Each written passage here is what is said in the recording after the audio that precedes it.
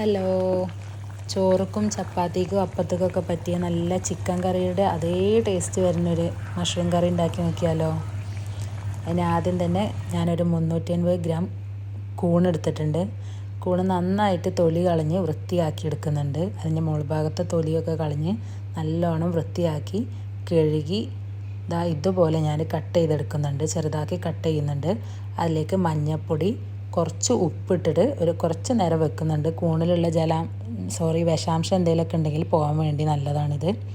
ഇനി ഒരു പാൻ വെച്ച് പാൻ ചൂടായി വരുമ്പോൾ ഓയിൽ ഒഴിച്ചിട്ട് വെളിച്ചെണ്ണയാണ് ഉപയോഗിച്ചിട്ടുള്ളത്. ഒരു സവാള വെല്ലുള്ളി ഇട്ട് കൊടുക്കുന്നുണ്ട്. അത് നന്നായി വഴണ്ടി വരുമ്പോൾ ഒരു തക്കാളി അരിഞ്ഞത് ഇട്ട് കൊടുക്കുന്നുണ്ട്. ഞാനിതിലേക്ക് ഉപ്പൊന്നും ചേർത്തിട്ടില്ല. നമ്മുടെ കൂണിൽ ഓൾറെഡി നമ്മൾ ഉപ്പ് തേച്ച് വെച്ചതുകൊണ്ട് തന്നെ പ്രത്യേകമായിട്ട് ഉപ്പൊന്നും ചേർത്തിട്ടില്ല. ഇനി ഇതൊന്ന് ഞാൻ അടച്ച് വെച്ചൊന്ന് വേവിക്കുന്നുണ്ട്. ഈ തക്കാളി ഉള്ളി നന്നായി വെന്ത് വരണം.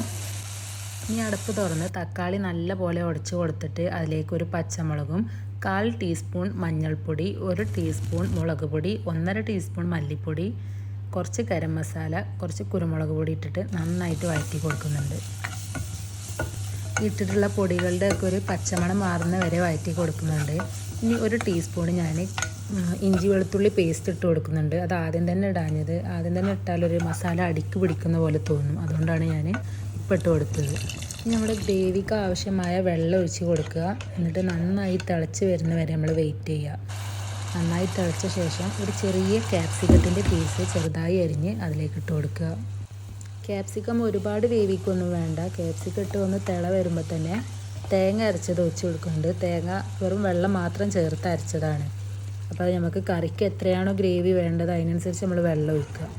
അത്യാവശ്യം കട്ടിക്ക് കറി ഉണ്ടാക്കുന്നതാണ് ടേസ്റ്റ് ഉണ്ടാവില്ല. അപ്പോൾ ഒന്ന് വെള്ളത്തിൻ്റെ ഒന്ന് നോക്കി ഒഴിക്കുക. ഇനി തേങ്ങ ഇതുപോലെ അരച്ച് ചേർക്കാൻ താല്പര്യമില്ലെങ്കിൽ തേങ്ങ പാൽ പിഴിഞ്ഞ് ചേർക്കുന്നതും നല്ല ടേസ്റ്റ് ഉണ്ടാവും കറിക്ക്.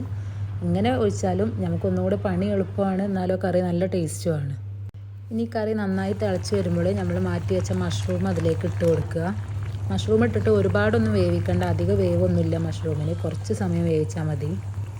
ഞാനിപ്പോൾ കറി ടേസ്റ്റ് നോക്കിയപ്പോൾ കുറച്ച് ഉപ്പിൻ്റെ കുറവുണ്ട്. അപ്പോൾ കുറച്ച് ഉപ്പിട്ട് കൊടുക്കുന്നുണ്ട്. പിന്നെ കുറച്ച് കരിവേപ്പില ഇട്ട് കൊടുക്കുന്നുണ്ട്. മഷ്റൂം ഇട്ട ശേഷം ഞാനൊരു 2 മിനിറ്റ് അടച്ച് വെച്ച് വേവിക്കുന്നുണ്ട്.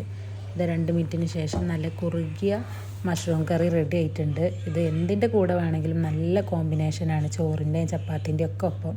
ഞാൻ ബട്ടൂരിൻ്റെ കൂടെയാണ് ഇത് കഴിക്കുന്നത്. നമ്മളെ ചിക്കൻ കറീൻ്റെ അതേ ടേസ്റ്റ് തന്നെ നമുക്ക് കഴിക്കാൻ കഴിയുന്നുണ്ട്. നല്ല ടേസ്റ്റാണ്.